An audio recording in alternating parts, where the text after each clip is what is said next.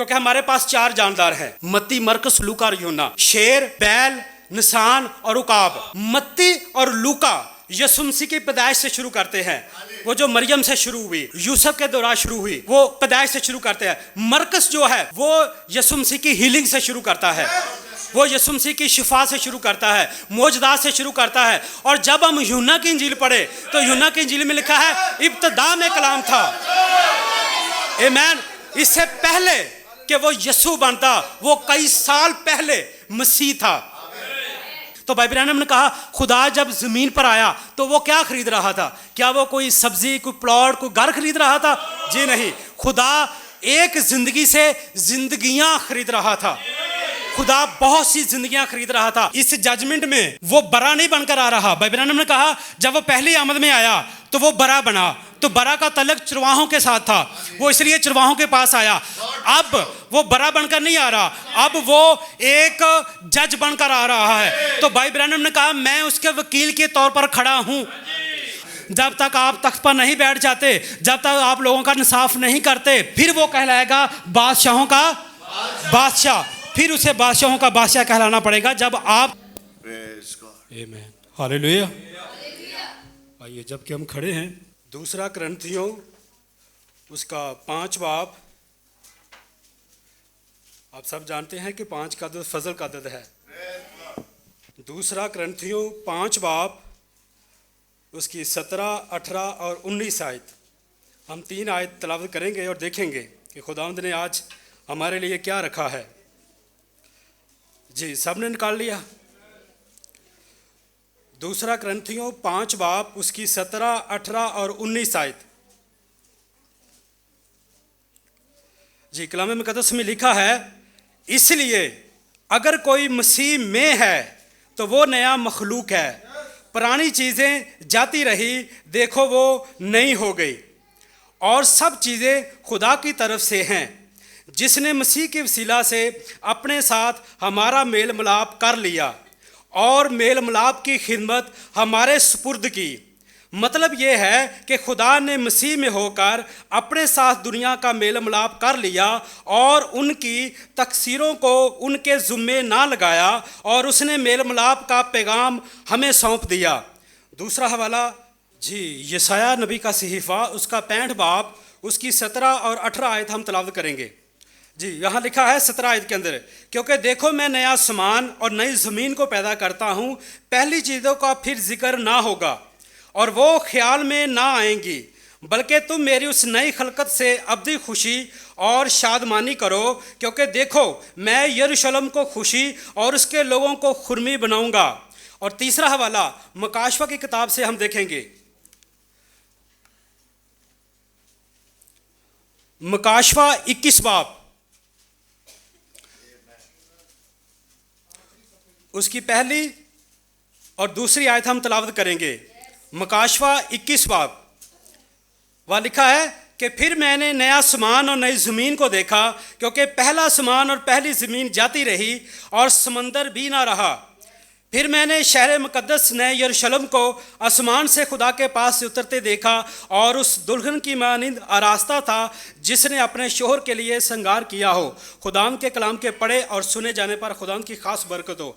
आइए, एक लम्हे के लिए हम अपने सरों को झुकाएंगे, हम कुव्वत और ताकत मांगेंगे अपने खुदा से। वो हमें देने की ताकत और कुदरत रखता है। यहोवा पाक खुदा तेरा शुक्र करते हैं, जलाल के बादशाह, तू जो बहरोबर का मालिक है, खालिक है, राज़िक है। हम तेरे शुक्रगुजार हैं कि तूने आज सुबह हमें अच्छा मौका बख्शा ताकि हम तेरे हुजूर जमा हो सके, तेरे नाम की तारीफ़ और तेरे नाम की तमजीद करने वाले बने। ऐ बाप, हम जानते हैं कि जो कोई मसीह में है वो नया मखलूक है। ऐ बाप, हम तुझ में हैं, हम इसलिए नया गीत गाते हैं, नई सोच रखते हैं, और तेरे नए यरूशलेम के लिए हम ऐ बाप हम दिन रात कोशिश करते हैं ताकि हम उसमें पहुंच सके। मेहरबान प्यारे खुदा, इन जानों को और मैं अपने आप को सबको तेरे पाक रूह के हैंड ओवर करता हूँ। और खुदावंद, तू हमारी कमियों से वाकिफ़ है, तू हमारी कमज़ोरियों से वाकिफ़ है, और बाप तूने दूर करता है। मैं तेरा शुक्र अदा करता हूँ। ये सब कुछ मांगता हूँ अपने खुदावंद यीशु मसीह के वसीला से, आमीन। God bless you all. आप लोग तशरीफ़ रखें। अब सब लोग खुश हैं? प्रेज गॉड, प्रेज गॉड, आमीन, हालेलुया। पौलुस रसूल कहता है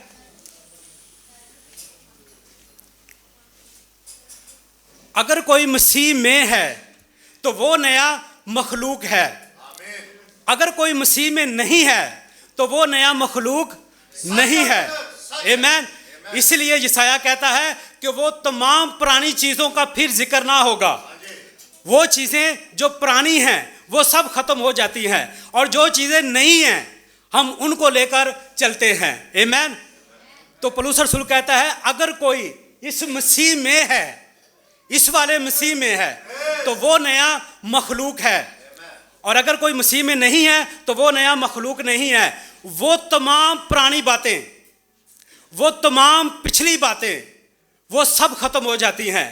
हमारा रवैया पुराना खत्म हो जाता है, हमारी पुरानी सोच खत्म हो जाती है, हमारा पुराना एटीट्यूड खत्म हो जाता है, हमारी पुरानी जिंदगी खत्म हो जाती है। जब हम मसीह में आते हैं तब वो तमाम चीज़ें खत्म हो जाती हैं। भाई ब्रैनम ने कहा पुराना जो सोच है, जो पुरानी मखलूक है वो पुराना यरूशलेम है, जो नई मखलूक है वो नया यरूशलेम है, और हम नए यरूशलेम के मतलाशी हैं।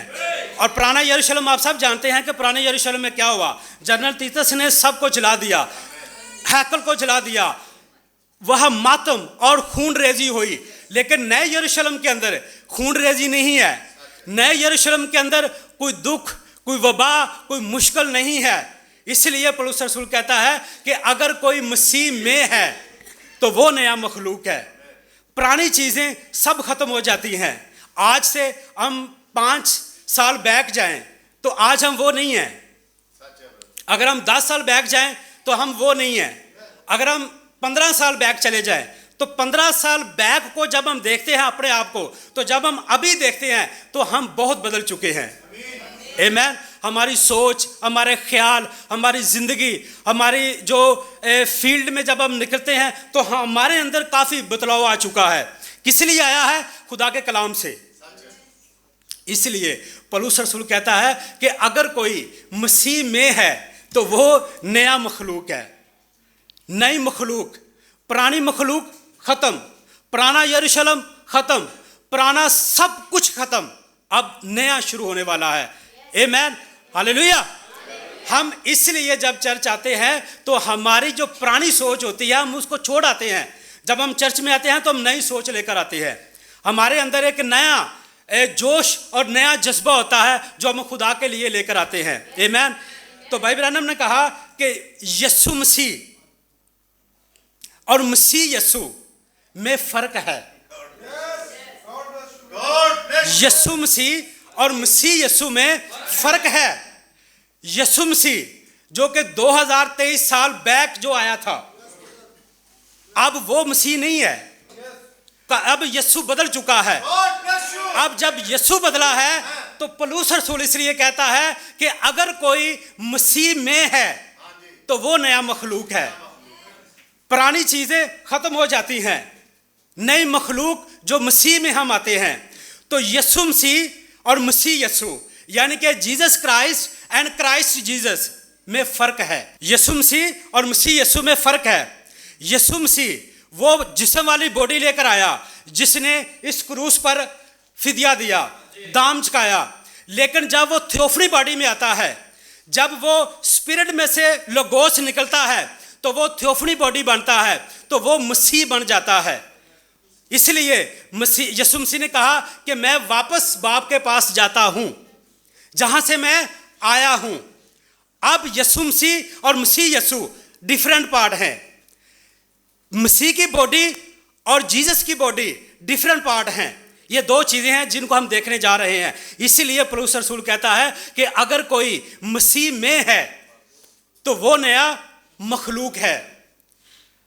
Jesus Christ and Christ Jesus, यीशु मसीह और मसीह यीशु में फ़र्क है। तो नबी ने कहा कि यीशु एक जिस्म वाला रूप आया, मसीह एक थियोफनी वाला रूप आया। मसीह ने थियोफनी रूप में इस क्रूस पर अपना जान नहीं दी, वो बॉडी वाला जिस्म था जिसने इस क्रूस के ऊपर जान दी। लेकिन जब हम देखते हैं, भाई ब्रैनम ने कहा कि मिकाईल फरिश्ता जो है वो क्राइस्ट है, वो मसीह है, वो यीशु नहीं है। आमेन। पहले वो यीशु था लेकिन वो क्राइस्ट में बदल गया। तो भाई ब्रैनम ने कहा क्या पैदाइश 18 बाब के अंदर वो यीशु था जो उससे बात कर रहा था? Praise God. पैदाइश 18 बाब के अंदर वो यीशु था जो उससे बात कर रहा था अब्राहम के साथ। पैदाइश 17 बाब के अंदर खुदा अब्राहम से वादा करता है, खुदा अब्राहम से एक अहद बांधता है, खुदा अब्राहम को बरकत देता है, खुदा अब्राहम को कहता है कि मैं तुझे कौमों का बाप बनाऊंगा, मेरा वादा तेरे साथ होगा। और जो ही बाब 18 आता है, पैदाइश 18 बाब लेकर निकाले, पैदाइश 18 बाब के अंदर क्या वो यीशु था जो उस अब्राहम से बात कर रहा था? जी ब्रदर, पहली आयत से शुरू करें। कई बार हमने पैदाइश 18 बाब को पढ़ा है, यहाँ से कई बार मैसेज प्रीच हो चुका है, लेकिन नबी ने इसे फर्क तौर पर बयान किया है।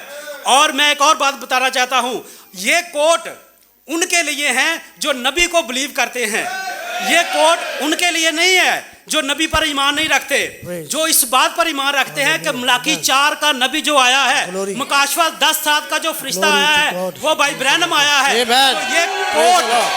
तो ये कोट भी उनके लिए है, ये कोट उनके लिए नहीं है। और हम आगे चलेंगे, हम देखेंगे। आज थोड़ा सा हमें जल्दी करना पड़ेगा क्योंकि यहाँ बहुत मवाद है जो मैं यहाँ रखना चाह रहा हूँ आप लोगों के बीच में। हम 5वीं मोहर को देखेंगे। नबी ने कहा 5वीं मोहर के अंदर, मुझे खुदा ने उनके पास भेजा है जिनके पास खुदा ने मुझे भेजा है, मैं उनके पास आया हूँ। और मैं खुदा का शुक्र करता हूँ कि नबी मेरे हिस्से में आया है। अगर आपके हिस्से में आया है तो आप अपना नाम ले सकते हैं। इसलिए नबी उनके पास आया है जिनके पास खुदा ने उन्हें भेजा है। तो ये कोट उनके लिए है जिनके लिए खुदा, जिस पर नबी, जो नबी पर बिलीव करते हैं। आमीन। तो भाई ब्रैनम ने कहा पैदाइश 18 बाब के अंदर, अब पैदाइश 18 को हम पढ़ते हैं तो यीशु मसीह ने यूहन्ना के इंजील उसके 8 बाब में कहा, अब फकीयों, फरीसियों और यीशु मसीह की डिबेट हो रही है। तो उन्होंने कहा अभी तेरी उम्र 50 वर्ष नहीं हुई, तो क्या तू हमारे बाप अब्राहम से बड़ा है? तो यीशु मसीह ने कहा कि तुम्हारा बाप अब्राहम मेरा दिन देखने का मुंतजर था और उसने देखा और वो खुश हुआ। लेकिन भाई ब्रैनम ने इसी मैसेज के अंदर कहा है, ये प्रूविंग इज द वर्ल्ड है। मेरे पास इंग्लिश में मैसेज है, ये 2 मैसेज भाई ने प्रीच किए हैं नबी ने, एक 1965 में मैसेज प्रीच किया और एक 1964 में मैसेज प्रीच किया। और इसी मैसेज के अंदर नबी ने कहा क्या वो यीशु था जो पैदाइश 18 बाब के अंदर अब्राहम से बात कर रहा था, जिसने अब्राहम से गोश्त खाया, मक्खन खाया, क्या वो यीशु था? जी बता, पहली आयत से जरा। फिर खुदावंद ममरे के बलूतों में उसे नजर आया और वो दिन को गर्मी के वक्त अपने खैमा के दरवाजा पर बैठा था और उसने अपनी आंखें उठाकर नजर की और क्या देखता है कि 3 मर्द उसके सामने खड़े हैं। वो उनको देखकर खैमा के दरवाजा से उनसे मिलने को दौड़ा और जमीन तक झुका और कहने लगा, ऐ मेरे खुदावंद, अगर मुझ पर आपने करम की नजर की है तो अपने खादम के पास से चले न जाएं, बल्कि थोड़ा सा पानी लाया जाए और आप अपने पांव धोकर उस दरख्त के नीचे आराम करें। मैं कुछ रोटी लाता हूँ, आप ताज़ा दम हो जाएं तब आगे बढ़ें, क्योंकि आप इसीलिए अपने खादम के यहाँ आए हैं। उन्होंने कहा जैसे तूने कहा है वैसा ही कर। और अब्राहम डेरे में सारा के पास दौड़ा गया और कहा कि 3 पैमाना बारीक आटा जल्द ले और उसे गूंद कर फुलके बना। और अब्राहम गल्ला की तरफ दौड़ा और एक मोटा ताज़ा बछड़ा लाकर एक जवान को दिया और उसने जल्दी जल्दी उसे तैयार किया। फिर उसने मक्खन और दूध और बछड़े को जो उसने पकवाया था लेकर उनके सामने रखा। भाई ब्रैनम ने कहा कि उनके पास प्रेशर कुकर नहीं होते थे कि बछड़ा बनाया जाता, उसके बाद तैयार किया जाता, उसके बाद पकाया जाता और फिर वो लाकर अब्राहम वहाँ जो एलोहीम उनके पास आया था उसके पास रखते। ये एक लंबी चौड़ी फेलोशिप थी अब्राहम की और खुदा की। लेकिन अब्राहम जब बछड़े की तरफ भागा, उसने सब कुछ किया, उसने सब कुछ किया। वो अब्राहम खाना तैयार करके एलोहीम के पास आया और जब आया तो भाई ब्रैनम ने कहा क्या वो यीशु था? नहीं, वो यीशु नहीं था। भाई ब्रैनम ने कहा पैदाइश में यीशु नहीं था। अब ये थोड़ा सा मुख्तलिफ बात है, लेकिन मैंने इसलिए पहले कहा कि ये कोट उनके लिए है जो नबी पर बिलीव करते हैं। हम इसीलिए इसी कोड में देखने जा रहे हैं। पैदाइश 18 बाब के अंदर जो हमने पढ़ा है, जहां उसने गोश्त खाया, मक्खन खाया, दूध पिया, उसके लिए पानी लाया गया, उसके पैर धोए गए। लेकिन यीशु मसीह तो यूहन्ना के इंजील उसके 8 बाब में कहता है कि तुम्हारा बाप अब्राहम मेरा दिन देखने की मुंतजर था और वो उसने देखा और वो खुश हुआ। लेकिन नबी कह रहे हैं कि वो यीशु नहीं था। तो फिर वो कौन था? आइए जरा हम उसे देखते हैं। जी, प्रूविंग इज द वर्ड, खुदा अपने कलाम को साबित करता है। जी, उसी में नबी ने कहा, नो रिमेंबर, अब आपको याद है, that was not Jesus talking to Abraham there. जी, मैं फिर से पढ़ने लगा हूं, नो रिमेंबर, अब आपको याद है, that was not Jesus talking to Abraham there. वहां वो अब्राहम जिससे वो बात कर रहा था, क्या वो यीशु था? जी, आगे लिखा है, that could decision the thought in सारा माइंड बिहाइंड हिम। क्या वो सारा के जो माइंड था, जो ख्याल था, उनको वो सोच रही थी ख्याल में, क्या वो यीशु था? दैट वाज नॉट जीसस, वो यीशु नहीं था। दैट वाज नॉट जीसस, वो यीशु नहीं था। He had not yet been born, वो अभी तो पैदा भी नहीं हुआ था। But it was a man, वो एक शख्स था।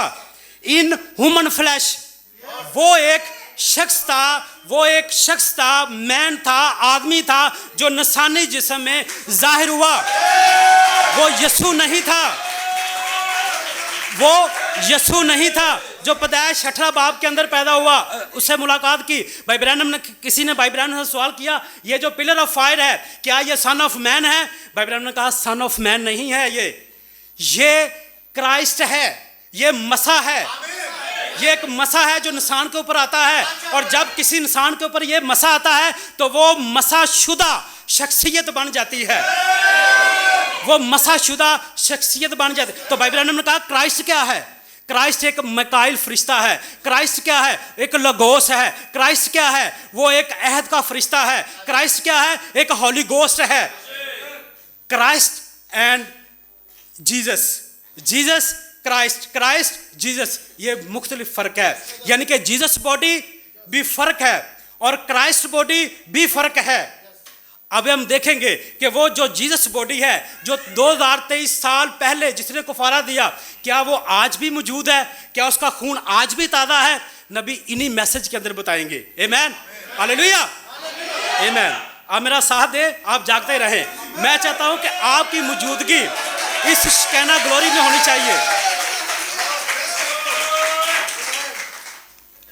जब आप यहां बैठे हैं तो फिर आप यहां ही बैठे।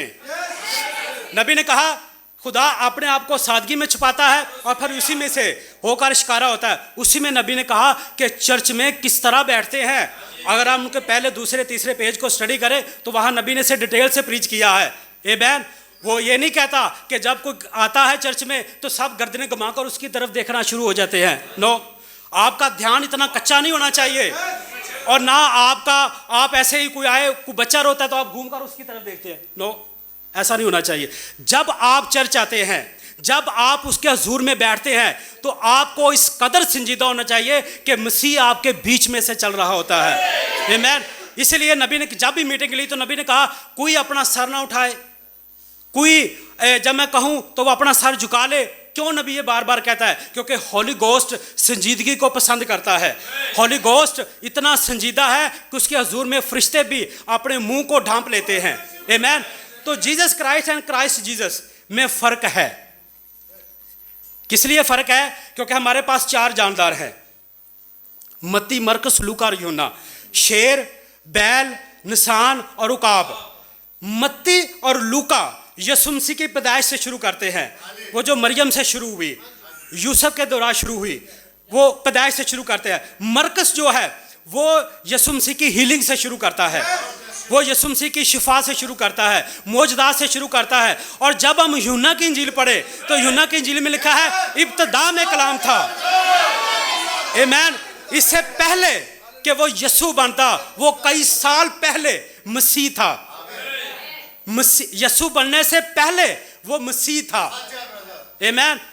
वो पहले यीशु नहीं था, बल्कि वो पहले मसीह था, फिर वो यीशु बना और फिर आकर उसने इस क्रूस के ऊपर अपनी जान का फिदिया दिया, फिर उसने लहू बहाया, फिर उसने दाम झुकाया। और आज ज़रा हम देखेंगे कि वो मज़बे और वो क्रूस, वो बॉडी कहाँ है आज? क्या वो बॉडी आज भी है? क्या वो खून आज भी ताज़ा है? आज हम इसी मैसेज पे से नबी से देखेंगे। आमीन। तो भाई ब्रैनम ने कहा यीशु मसीह और मसीह यीशु में फ़र्क है। उसने जीसस वाली बॉडी तो इस क्रूस पर जिसने फिदिया दिया, और जो थियोफनी वाली बॉडी थी, जो क्राइस्ट वाली बॉडी थी, वो वापस बाप के पास चली गई। वो वापस बाप के पास चली गई। जी ब्रदर जी ज़रा निकाले ज़रा मेरे साथ पहला करंथियों उसके 12 बाब, पहला करंथियों 12 बाब आयत ब्रदर, पहला करंथियों 12 बाब उसकी 12 ही आयत हम पढ़ेंगे। आज ज़रा हम कोर्ट में ही रहेंगे, 12 को ही पढ़ेंगे। क्योंकि जिस तरह बदन एक है, जिस तरह बदन एक है और उसके अज़ा बहुत से हैं, और बदन के सब अज़ा बहुत से हैं, मगर वहाँ मिलकर एक ही बदन है। उसी तरह मसीह भी जिस तरह हम ये बॉडी रखते हैं, हमारे अज़ा हैं, इसी तरह मसीह की बॉडी के भी अज़ा हैं। जी ब्रदर। खा गुलाम, क्योंकि हम सब ने खा यहूदी हो, खा यूनानी, खा गुलाम, खा आज़ाद, एक ही रूह के वसीला से, एक ही रूह के वसीला से। और वो रूह बाइबल ने कहा कौन सी थी? क्राइस्ट, मसीह की रूह थी। जी, एक ही रूह के वसीला से एक बदन होने के लिए बपतिस्मा लिया, और हम सबको एक ही रूह पिलाया गया। बाइबल ने कहा वन स्पिरिट सबको पिलाया गया, वन स्पिरिट। अगर एक ही बॉडी मसीह की है और वो बॉडी मुकाशवा 10:7 में आती है, यानी कि जिस तरह यीशु बॉडी रखता था, इसी तरह मसीह की भी बॉडी है। और वो बॉडी मसीह की तो वापस बाप के पास चलेगी। और जो बॉडी जीसस की थी, वो बॉडी कहाँ है? आइए जरा हम उसी बॉडी को देखते हैं। मोरों की किताब है, हम 5वीं मोर से हम देखेंगे। 5वीं मोर में से हम देखेंगे कि वो बॉडी जो जीसस क्राइस्ट यीशु मसीह की बॉडी थी, क्या वो बॉडी आज भी मौजूद है?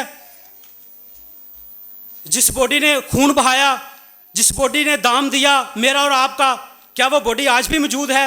आइए जरा मुकाशवा 6 बाब निकालना जरा। आप शुरू करें जरा, 6 आयत से शुरू करें। और मैंने गोया उन चारों जानदारों के बीच में से ये आवाज़ आती सुनी कि गेहूं दिनार के सेर भर, और जौ दिनार के 3 सेर, और तेल और मै का नुकसान न कर।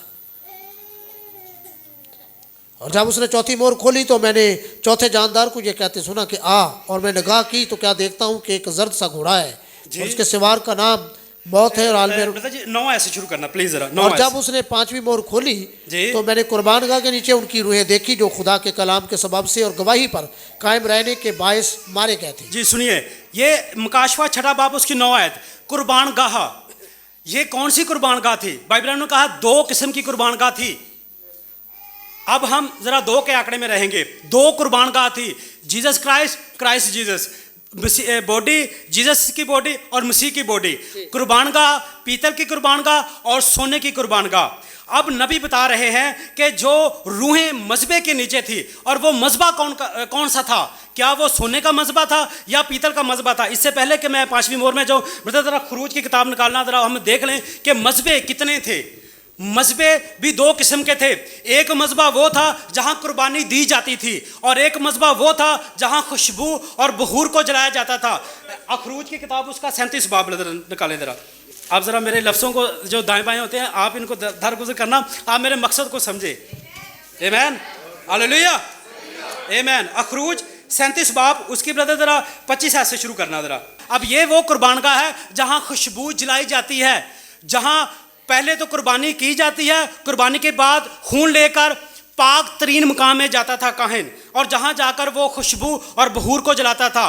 तो भाई ब्रैनम ने कहा वो जो मजबे के नीचे रूहें थी, वो मसीह नहीं थे, वो यहूदी थे। वो यहूदी थे और वो बदले के लिए चला रहे हैं। उनके दिल में एक बदला था, वो बदले की जुफ्तजू में थे कि वो बदला मांग रहे थे। भाई ब्रैनम ने इसी 5वीं मोर में कहा अगर वो ब्राइट होती तो ब्राइट बदला नहीं मांगती, वो स्टीफनस की तरह होती। स्टीफनस ने क्या कहा?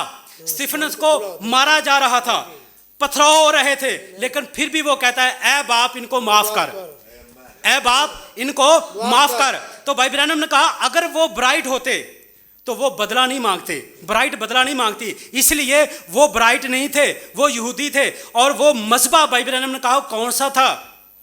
वो मज़बा जो वो कौन सा था मज़बा था? क्या वो पीतल का मज़बा था जिसके नीचे वो रूहें चला रही हैं, या वो सोने का मज़बा था जिसके नीचे ये रूहें चला रही हैं? जी ब्रदर 25। और उसने बखूर जलाने की कुर्बानगाह कीकर की लकड़ी की बनाई जी। उसकी लंबाई 1 हाथ और चौड़ाई 1 हाथ थी जी। वो खोंटी थी जी। और उसकी ऊंचाई 2 हाथ थी और उसके सींग एक ही टुकड़े के थे जी। और उसने उसके ऊपर की सतह और गर्दागर्द की अतराफ और सींगों को खाल सोने से मंडा और उसके लिए सोने का एक ताज गर्दागर्द बनाया, सोने से मुड़वाया। यानी कि ये कुर्बानी, ये कुर्बानगाह जो थी, ये जो मज़बा था, ये सोने का था। जी ब्रदर 38 बाब की पहली आयत से शुरू करें जरा। और उसने सोख्तनी कुर्बानी का मज़बा कीकर की लकड़ी का, कुर्बानी जहां कुर्बानी दी जाती है, जहां पर कोई चीज कुर्बान होती है, और जब कुर्बान होती है तो उसका खून लेकर फिर वो पाक तरीन मकाम में जाता है, सोने के मज़बे पर जाकर उस खुशबू को और बहूर को वो जलाता है। तो भाई ब्रैनम ने कहा कि अगर कुछ लोग, 5वीं मोहर में भाई ब्रैनम ने कहा, कुछ लोग सिखाते हैं कि आसमान पर मसीह की बॉडी, जो क्राइस्ट की बॉडी है, जीसस की जो बॉडी है, जिसने इस क्रूस के ऊपर जान दी है, वो बॉडी नहीं है। तो भाई ब्रैनम ने कहा अगर वो बॉडी नहीं है तो गुनाह की कुर्बानी कहाँ पड़ी है? अगर वो बॉडी आसमान पर नहीं है तो फिर गुनाह की कुर्बानी किस जगह पर पड़ी है? तो फिर जो हम दुआ करते हैं, फिर हम ये कहते हैं क्या हम खुदा तो हमें अपने खून से ढांप ले, तो वो खून कहाँ से आता है? फिर वो खून कहाँ से आता है? अगर वो बॉडी आज मौजूद नहीं है, अगर वो बॉडी आज मौजूद नहीं है तो वो बॉडी कहाँ से हम खून लेकर आते हैं? उसमें उसका खून कहाँ से आता है? अगर वो जीसस की बॉडी जिसने मेरे और आपके लिए दाम दिया, वो बॉडी कहाँ है? क्या वो बॉडी आज से 2023 साल हो गए वो आज तक नहीं सड़ी? वो बॉडी आज तक नहीं सड़ी। भाई ब्रैनम ने इसी मोरों के अंदर कहा है वो बॉडी आज भी मौजूद है। आइए जरा हम उसी में से देखते हैं। भाई ब्रैनम ने कहा कि अगर वो रूहें जो मज़बे के नीचे थी, वो मज़बा सोने का मज़बा नहीं था जहां खुशबू जलाई जाती है, वो मज़बा पीतल का था। भाई ब्रैनम ने कहा यीशु इस पीतल वाले मज़बे पर कुर्बान हुआ। कुर्बानी कहाँ हुई? क्रूस के ऊपर। और यहूदियों ने इसे वहां ही खो दिया, इसलिए वो उसी मज़बे के नीचे पड़े हुए हैं जो कि पीतल का मज़बा है। वो पीतल के मज़बे के नीचे आज तक ही पड़े हुए हैं, वो चला रहे हैं बदले के लिए। भाई ब्रैनम, आपके दिल में दूसरों को माफ़ करने की होना चाहिए कि आप दूसरों को माफ़ करें। पिछले संडे कितनों को मैसेज याद है? पिछले संडे जो पास्टर मैसेज दिया कितनों को याद है? क्या था message? Perfect faith. Perfect faith की बेस किस पे थी? माफ़ी पर। अगर हम माफ़ नहीं करते तो परफेक्ट फेथ नहीं है। अगर परफेक्ट फेथ नहीं है तो होली गोस्ट भी नहीं है, क्योंकि किस पर बेस है? माफ़ी पर। इससे पहले कि भाई ब्रैनम गिलहरियाँ बनाते, गिलहरियाँ बनने से पहले भाई ब्रैनम के साथ भी कुछ हुआ। गिलहरी ऐसे नहीं बन गई कि भाई ब्रैनम ने बोला और गिलहरियाँ बन गई। भाई ब्रैनम का भी टेस्ट लिया गया, भाई ब्रैनम को भी आजमाया गया और उसके बाद जाकर गिलहरियाँ बनी। भाई ब्रैनम एक मीटिंग ले रहे थे और भाई ब्रैनम को कहा गया, मैं बिलीव करता हूँ कि जो फरिश्ते आते वो भाई ब्रैनम के पास आते, क्योंकि हम नबी पर बिलीव करते हैं। आमीन। इसलिए हमारा उस पर हम पूरे पुख्ता तौर पर ईमान रखते हैं कि जो रोएं आती थी, जो फरिश्ते आते थे, वो भाई ब्रैनम के पास आते थे। कोई कहानी, कोई अफसाना नहीं है। और भाई ब्रैनम ने कहा कि उसे कहा गया कि तेरे लिए एक जाल बिछाया गया है। तो भाई ब्रैनम इस बात को लेकर काफ़ी परेशान हुए। ये हमारे पास रिकॉर्ड मौजूद है, मैसेज इन्हीं बुक्स के अंदर है। कहा गया कि तेरे लिए एक जाल बुना गया है। तो भाई ब्रैनम इस बात को लेकर काफ़ी परेशान हुए कि क्या, कौन सा जाल है खुदा? क्या मेरी खिदमत ख़त्म होने वाली है? क्या तू मुझे अपने पास बुलाने वाला है? इस बात से भाई ब्रैनम काफ़ी अपसेट थे। और भाई ब्रैनम एक मीटिंग ले रहे हैं, और जब वो मीटिंग ले रहे हैं, एक नौजवान लड़का और एक नौजवान लड़की आकर सामने बैठ गए और वो अजीब सी हरकतें करने लगे। भाई ब्रैनम ने उनको कहा कि ये खुदा का घर है, मैं यहाँ से कलाम प्रीच कर रहा हूँ, आपको ऐसा नहीं करना चाहिए कि आप खुदा के घर में आकर ऐसी हरकतें करें। बात यहाँ तक पहुँच गई कि वो लड़की उठी और लड़के की गोद में बैठ गई। भाई ब्रैनम के दिल में भी कुछ बात हुई कि अगर ये लोग खुदा को इज़्ज़त नहीं देते तो इनको मैं कुछ कहूँ। और फिर आवाज़ आई कि ये तेरे हाथ में है, अगर तू कहेगा तो ये अभी मर जाएंगे। तो भाई ब्रैनम ने कहा नहीं, मैं इन्हें माफ़ करता हूँ। माफ़ी दी, दिल में माफ़ी थी। अगर खुदा मेरी फाइल निकाले तो मैं बिल्कुल बचने के काबिल नहीं था। मेरी अगर खुदा फाइल निकालता तो मैं जो मिस्टर एन है जो कि गाजी रोड पे रहता है वो बचने के काबिल नहीं था। और जब मेरा भेद बरा में बनाए आलम से पेशतर था तो बरा ने खून बहा दिया, और जब खून बहाया तो बाप ने जब मेरी फाइल खोली तो बरा आगे आया और बरे ने कहा ये मिस्टर एन जो है जो कि गाजी रोड पे रहता है इसका भेद मुझ में है। इसलिए माफ़ी आपके दिल में होनी चाहिए ताकि आप दूसरों को माफ़ कर सकें। आपको माफ़ी कब मिली? जब आप माफ़ी के लायक नहीं थे। मुझे माफ़ी कब मिली? जब मैं माफ़ी के लायक नहीं था। तो इसलिए भाई ब्रैनम ने उनको माफ़ किया, और जब माफ़ किया तो भाई ब्रैनम ने कहा उस दिन के बाद मेरी ज़िंदगी में अजीब सी चीज़ें होने लगी और मैं बोलता और वो चीज़ें बन जाती। गिलहरियाँ मैंने बोली और गिलहरियाँ बन गई। इसीलिए भाई ब्रैनम ने कहा मैं मरकस 11 बाब को जंगल में बैठकर ऐसे नहीं सोच रहा था दरख्त के साथ टेक लगाकर कि उसने कहा क्या तू है जो बोलता है या मैं हूं जो तुम में बोलता हूं। उसने कहा खुदा तू है जो मुझ में बोलता है। मैं कहूं इस पहाड़ से हट जा, ये नहीं हटेगा, बल्कि तू है जो कहेगा तो ये पहाड़ हट जाएगा। इसके अगर आपके दिल में माफ़ी है तो फिर ये चीज़ें मुमकिन होगी। इससे पहले कि भाई ब्रैनम इस बात को कन्फर्म करते कि ये जो रूहें मजबे के नीचे हैं ये यहूदी नहीं है, इससे पहले खुदा ने इसे और बात एक कन्फर्म कराई कि 5वीं मोहर के अंदर कोई जानदार नहीं है। पहली मोहर खुली, पहला जानदार आया, दूसरी मोहर खुली, दूसरा जानदार आया, तीसरी मोहर खुली, तीसरा जानदार आया, चौथी मोहर खुली, चौथा जानदार आया, और जब 5वीं मोहर खुली तो कोई जानदार नहीं है। इसका मतलब क्या हुआ कि जानदारों के नीचे ब्राइट है। जब जानदार गए तो ब्राइट गई, यानी कि रैप्चर हो गया। इसलिए 5वीं मोहर मसीहियों के लिए नहीं है जो ब्राइट है, 5वीं मोहर यहूदियों के लिए है। इससे पहले कि भाई ब्रैनम इस बात को कन्फर्म करते, भाई ब्रैनम ने कहा कि अगर आसमान पर कोई कुर्बानी की कुर्बानगाह नहीं है तो फिर गुनाह की कुर्बानी कहाँ पड़ी है? फिर कैसे हम दुआएं करते हैं, फिर कैसे हम मीटिंगें करते हैं, कैसे हम रोज़ चर्च में संडे की संडे हम मीटिंग करते हैं? अगर गुनाह की कुर्बानी नहीं है तो वो बॉडी जिसने इस क्रूस के ऊपर जान दी वो बॉडी कहाँ है? फिर उस बॉडी का क्या हुआ? जो क्राइस्ट जीसस की बॉडी थी, मसीह की बॉडी, वो तो आसमान पर चली गई। यीशु मसीह ने कहा यूहन्ना 17 बाब के अंदर, जरा हवाला निकाल ले, यूहन्ना 17 बाब के अंदर उसने कहा कि मैं वापस बाप के पास जाता हूँ, इससे पहले कि ऐ बाप मैं अपना जलाल व पेशतर से तेरे साथ जो जलाल रखता था तू मुझे अपने साथ जलाली बना ले। यूहन्ना की अंजील उसका 17 बाब 17 बाब की 5 आयत। और अब ए बाप तू उस जलाल से जो मैं दुनिया की पैदाइश से पेशतर तेरे साथ रखता था मुझे अपने साथ जलाली बना ले। ये तो वो बॉडी होगी जो ऊपर चली गई आसमान पर, यानी कि क्राइस्ट जीसस जिसे हम कहते हैं। अब जो मसीह की बॉडी है जिसने मेरे और आपके लिए खून बहाया, भाई ब्रैनम कहा वो कहाँ पड़ी हुई है? जी आइए जरा हम उसी को देखते हैं। मुरो की किताब के अंदर मैं कोड नंबर पढ़ूंगा आपके लिए 387-1। अब अगर आप लोग जो इस तलीम के पैरोकार हैं, देखें मैं भाई ब्रैनम बात कर रहे हैं उस शख्स की जिसने जो उस शख्स के पैरोकार थे। अब भाई ब्रैनम उस शख्स के बारे में बात कर रहे हैं कि जो शख्स कहता है कि वो बॉडी मसीह की जो बॉडी है, जीसस की जो बॉडी है वो आसमान पर नहीं है।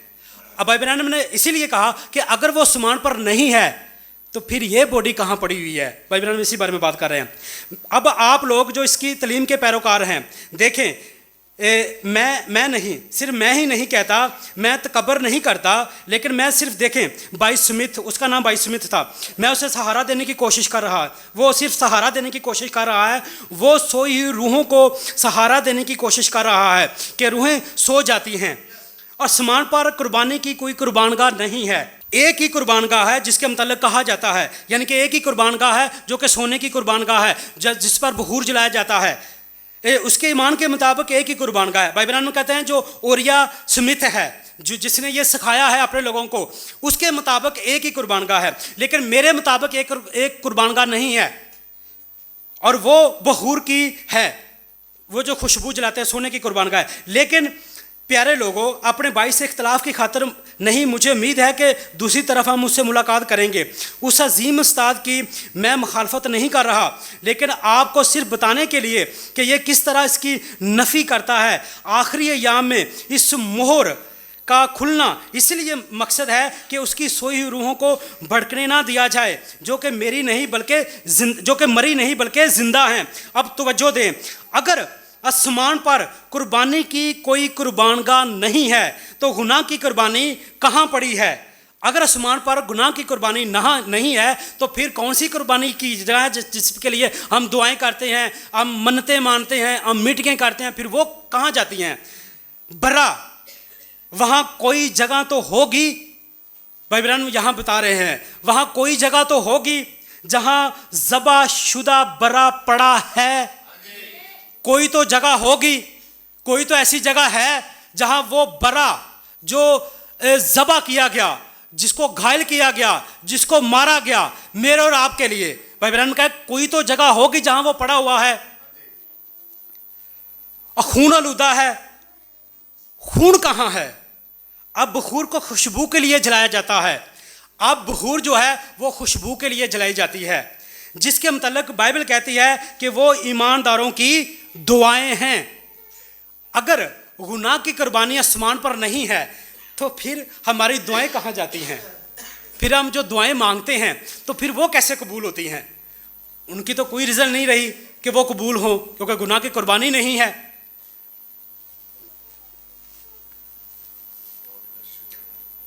जी, वो ईमानदारों की दुआएं हैं। अगर कुर्बान गाह पर कोई कुर्बानी नहीं है, वो जो पीतल की हमने कुर्बान गाह देखी, पीतल पर क्रूस के ऊपर किसने जान दी? यीशु मसीह ने। अगर यीशु मसीह की बॉडी आज मौजूद नहीं है तो दुआएं कभी भी कबूल नहीं हो सकती। मैं अपने तौर से नहीं कह रहा, मैं इसी किताब से पढ़ रहा हूँ। ये कोड 5वीं मोहर के अंदर है और कोड नंबर है 387-1। तो दुआएं कभी कबूल नहीं हो सकती। ये सिर्फ कुर्बानी का खून ही है जो कुर्बान गाह पर है, जिसके वसीला से दुआएं खुदावंद तक जाती हैं। यानी कि कहाँ जाती हैं? खुदावंद तक। तो खुदावंद कहाँ है? आसमान पर। खुदावंद आसमान पर है, अब ज़मीन पे नहीं है खुदावंद। अब वो आएगा और हमें साथ लेकर जाएगा। आमीन। तो अब भाई ब्रैनम ने कहा कि वो बॉडी आज भी मौजूद है, उसका खून आज भी ताज़ा है। वो खून आज भी ताज़ा है। क्यों? क्योंकि वो बॉडी अगर नहीं है तो हमारी दुआएं जो है वो कबूल नहीं हो सकती। हमारी जो इल्तिजाएं हैं, हमारी जो फरियादें हैं, वो कबूल किसी तरह भी नहीं हो सकती अगर वो गुनाह की कुर्बानी वहाँ नहीं पड़ी हुई है। आमीन। तो अगर गुनाह की कुर्बानी वहाँ पड़ी है तो फिर वो मज़बा जो पीतल का था, जिस पर कुर्बानी चढ़ाई, बगैर प्रस्तश के, बगैर कुर्बानी के आप मज़बे के करीब जा नहीं सकते। पहले तो प्रस्तश करनी पड़ती है, पहले तो दुआएं करनी पड़ती है, फिर कलाम की बारी आती है। खुशबू यहाँ से जलाई जाती है। खुशबू का जलाना मज़बे से होता है। जी आगे भाई ब्रैनम कहते हैं इसलिए यीशु मसीह कुर्बान हुए। अब यहूदी जो हैं वो पीतल के मज़बे के नीचे हैं। भाई ब्रैनम ने कहा मैंने भी अपने लोगों से मुलाकात की। मेरे लोग जो, अब भाई ब्रैनम के जो लोग थे वो यहूदी तो नहीं थे, क्योंकि भाई ब्रैनम को यहूदियों के लिए नहीं भेजा गया, भाई ब्रैनम को जंटाइल के लिए भेजा गया, भाई ब्रैनम को गैर कौम के लिए भेजा गया। और हम उम्मीद करते हैं कि एक और नबी 2 आएंगे, लेकिन वो यहूदियों के लिए है, वो जंटाइल के लिए नहीं है। अच्छा, वो कौन सा मज़बा के नीचे? सोने के मज़बे के नीचे। जी आगे हम देखते हैं कि जब सोने का मज़बा आता था तो वहाँ खुशबू को जलाया जाता था। इससे पहले कि सोने के मज़बे पर खुशबू जलाई जाती, उससे पहले कुर्बानी देना पड़ती थी, और वो कुर्बानी पीतल के मज़बे पर दी जाती थी। और जब पीतल के मज़बे पर कुर्बानी दी जाती, फिर जाकर खुशबू के लिए सोने के मज़बे पर आया जाता था। और जब सोने के, भाई ब्रैनम ने कहा जब बरा आगे आता है और आप उसके साथ आगे आ जाते हैं, तो एक, भाई ब्रैनम ने कहा बरे की किताबें हयात में जो नाम लिखे हुए थे वो क्या था? वो कोई नज़ीर भाई आशर, भाई लूका थे? नहीं, वो एक भेद था जो बरा में था। अब वो भेद तो खुदा बरा पहले ही कर चुका, लेकिन अब नाम को भाई ब्रैनम ने प्रीच कर दिया। वो मैसेज भाई ब्रैनम प्रीच कर दिया, और जैसे जैसे कोई मैसेज को सुनता आ रहा है वैसे वैसे वो मसीह के अंदर आ रहा है। यही इसीलिए पौलुस रसूल कहता है कि अगर कोई मसीह में है तो वो नया मखलूक है, वो नई सोच रखता है, वो नया ख्याल रखता है, वो नया काम करता है, वो नया गीत गाता है जो कोई मसीह में है। अच्छा, तो यीशु मसीह की जो बॉडी, जो भाई ब्रैनम ने कहा कि आज भी मौजूद है, आज भी वो गली सड़ी नहीं, आज भी वो ताज़ा। हम सब जानते हैं कि 33.5 साल वो आपकी कीमत को अपने पास रखे हुए इस सरजमीन पर चला फिरा। यरूशलेम की गलियों में वो मारा मारा फिरता रहा। वो दर्द, वो तकलीफ, वो परेशानी उस एक अकेले शख्स ने सही। कोई उसके साथ खड़ा ना हो सका दुआ करने के लिए, एक शख्स भी नहीं खड़ा हुआ जो उसके लिए जो उसके साथ दुआ कर सके। भाई ब्रैनम ने कहा उस एक अकेले शख्स ने आपके लिए दाम चुकाया। जिस दिन आपको उसकी छुटकारे की कीमत का पता चल जाए, उस दिन से गुनाह आपकी जिंदगी से मरना शुरू हो जाता है, क्योंकि आपको कीमत का पता चल जाता है। तो भाई ब्रैनम ने कहा 1 लाइफ, एक जिंदगी 10,000 वर्ल्ड्स, एक वर्ल्ड नहीं बल्कि आगे ऐसे लगा दें 10,000 वर्ल्ड्स, यानी कि एक जिंदगी 10,000 दुनियाओं के से भी ज्यादा कीमती है। तो हम क्या कीमत निकालेंगे एक जहां की? अगर हम कीमत निकालना चाहें तो कितनी कीमत निकालेंगे? बड़े बड़े मुल्कों की। हम तो एक मुल्क की कीमत नहीं निकाल सकते। अगर हम पाकिस्तान पर आएँ तो हम पाकिस्तान की कीमत नहीं निकाल सकते, क्योंकि कॉस्ट, कीमत इस कदर बड़ी थी। तो भाई ब्रैनम ने कहा खुदा जब ज़मीन पर आया तो वो क्या खरीद रहा था? क्या वो कोई सब्जी, कोई प्लॉट, कोई घर खरीद रहा था? जी नहीं, खुदा एक जिंदगी से जिंदगियां खरीद रहा था। खुदा बहुत सी जिंदगियां खरीद रहा था। तो भाई ब्रैनम ने कहा वो एक अकेले शख्स ने गदसमनी के अंदर उसका पसीना खून की बूंदें बन बन कर बहता रहा। और जिस दिन आपको उस छुटकारे की कीमत का पता चल जाए कि वो जो बॉडी, जो यीशु मसीह की बॉडी थी जिसने फिदिया दिया, जो आज भी मौजूद है, जो आज भी गली सड़ी नहीं है, वो बॉडी ने एक अकेले शख्स ने आपके लिए सब कुछ किया। भाई ब्रैनम ने कहा खुदा एक कीमत के साथ नीचे उतरा और वो अपने पास एक कीमत लेकर आया। और जब भी हम कोई चीज़ खरीदते हैं तो हम उसकी कीमत पहले अपने पास रखते हैं। कोई घर खरीदते हैं तो घर की कीमत हमारे पास होती है। कोई गाड़ी खरीदते हैं तो गाड़ी की कीमत हमें पता होता है कि ये कीमत। तो भाई ब्रैनम ने कहा जब मेरा और आपका कोई रिश्तेदार, बहन, भाई मर रहा होता है तो हॉस्पिटल में फाइनल कॉल करते हैं कि इतने पैसों का इंतजाम करो, आपके मरीज के लिए ये दवाई दी जाएगी और वो बच जाएगा। हम हर मुमकिन कोशिश करते हैं ताकि हम उस अमाउंट का, उस कीमत का बंदोबस्त करे। तो भाई ब्रैनम ने कहा खुदा के पास तो बहुत सारे थे जो मर रहे थे। खुदा को इंतजाम करना पड़ा उस कीमत का, खुदा को वो कीमत का, वो बॉडी का इंतजाम करना पड़ा ताकि वो बॉडी मेरे और आपके लिए फिदिया दे सके, कुर्बान हो सके, ताकि मैं और आप बच सके। आमीन। तो वो जिंदगी जो भाई ब्रैनम ने कहा the amount of work, the grace and cost is to save you and I. कितनी कीमत, कितना फजल, कितनी माउंट, कितना वर्क, कितनी मेहनत करनी पड़ी मुझे और आपको बचाने के लिए। जिस दिन भाई ब्रैनम ने कहा जिस दिन आपको उसकी कीमत का अंदाजा हो जाए, उस दिन से गुनाह आपकी जिंदगी से मरना शुरू हो जाएगा। क्यों? जब आप खड़े होकर गवाही देते हैं तो इस गवाही के पीछे बहुत बड़ी रीजन है। जब आप गवाही देते हैं, जब आपको लगे 5 मिनट गुनाह करने में, कभी ये सोचा कि वो 5 मिनट गुनाह करने में किस कदर दर्द सहना पड़ा, किस कदर दुख सहना पड़ा, किस कदर परेशानी सहनी पड़ी उस एक अकेले शख्स को? अगर आपको वो कीमत का पता चल जाए तो आप गुनाह कभी नहीं करेंगे, आप झूठ कभी नहीं बोलेंगे, बल्कि आप एक मसीह की लाइन में आएंगे। आप उस मसीह की लाइन में आएंगे। इसलिए पौलुस रसूल कहता है कि अगर कोई मसीह में है तो वो नया मखलूक है, वो पुराना नहीं है, बल्कि वो नया बन जाता है। और जब वो नया बनता है तो फिर वो पुरानी चीज़ों को ख़त्म कर देता है, फिर वो पुराने हिस्से को मिटा डालता है। क्यों मिटा डालता है? क्योंकि उसके पास नया सब कुछ आ जाता है। और जब उसके पास नया सब कुछ आ जाता है तो फिर वो पुरानी चीज़ों को लेकर नहीं आगे आता। तो भाई ब्रैनम ने कहा कि कोई आगे 17 आयत क्या कहती है? दूसरा कुरिन्थियों की 17 आयत, 5 बाब की 17 आयत,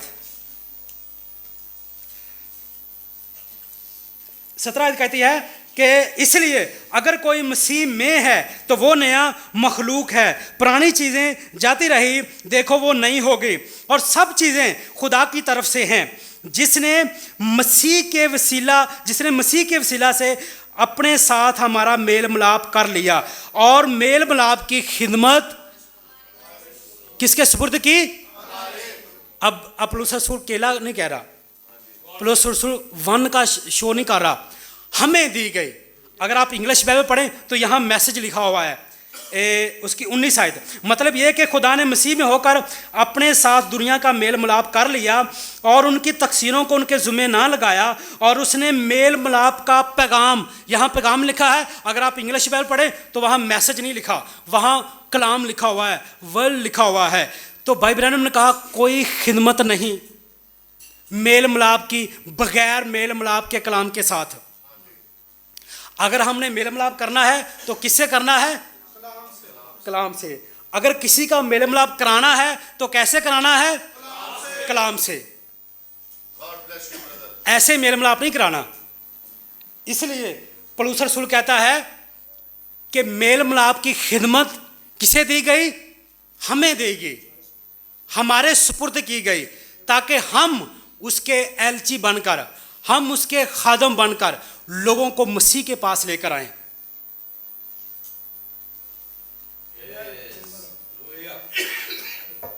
लोगों को मसीह के पास लेकर आए। तो भाई ब्रैनम ने कहा कोई खिदमत नहीं बगैर मेल मिलाप के, कोई खिदमत नहीं बगैर मेल मिलाप के। और मेल मिलाप क्या है? कलाम के साथ। कलाम होगा तो हम किसी को मसीह के साथ मिलाएंगे, और जब हम किसी को मसीह के साथ मिलाएंगे तो फिर हम उसे बरा में शामिल करेंगे, और जब हम बरा में शामिल करेंगे तो बरा के अंदर वो भेद ऑलरेडी पहले से ही मौजूद होता है। अगर वो मौजूद होता है तो फिर जो कोई मैसेज को सुनता है तो वो मैसेज में चला आता है, और जो मैसेज कबूल नहीं करता उसका मतलब ये है कि वो मसीह में उसका भेद ऑलरेडी पहले नहीं था। दुनिया की बुनियाद रखने से पहले वो भेद बरा में नहीं था। तो भाई ब्रैनम ने कहा बरा, जब बरा आता है, और बरा जब आता है तो वो अपना दावा करता है। और दावा कब करता है? जब वो अपनी कीमत को दा कर देता है, और जब कीमत अदा हो जाती है तो फिर वो दावा करता है। इससे पहले बरा दावा नहीं करता। बरा दावा तब ही करता है जब उसने कीमत को झुका देता है, जब वो फिदिया दे देता है, और जब फिदिया दे देता है तो फिर वो उसका दावा करता है, ताकि वो अपने उन नामों को जो बरा की किताब हयात में थे उनको रिसीव कर सके। आमीन, हालेलुया। तो हम उस मैसेज को देखेंगे, ब्रीच मैसेज को। और ब्रीच मैसेज में नबी ने कहा कि मुकाशवा 4 बाब के अंदर दुल्हन बरा यूहन्ना को आसमान पर उठाया गया। मुकाशवा 4 बाब के अंदर। इससे पहले कि मुकाशवा 5 बाब आए, यूहन्ना ने बरे को नहीं देखा। यूहन्ना ने बरे को नहीं देखा। तो बरा कहाँ था? जो मैं पहले कह चुका हूँ कि बरा वो थियोफनी, वो बाप में चला गया। और वो बाप में क्या करने चला गया? मेरी और आपकी शिफायत, मेरी और आपका इंटरसेसर करने के लिए वो चला गया बाप में, ताकि जिसको वो बॉडी जो यीशु मसीह की, जिसने इस पीतल वाली क्रूस के ऊपर, इस पीतल की कुर्बान गाह के ऊपर, इस पीतल के मजबे के ऊपर जिसने जान दी, और जान देकर अपना खून लेकर वो बाप में चला गया। और जब बाप में चला गया तो इस ब्रीच मैसेज में हम देखेंगे, इससे पहले कि हम ब्रीच मैसेज में देखें, बरा कहाँ से निकल कर आया? बाप में से। ब्रीच का मैसेज है कोट नंबर 194 से मैं पढ़ूंगा आपके लिए। नहीं, कोड नंबर 194 है। ब्रीच मैसेज में से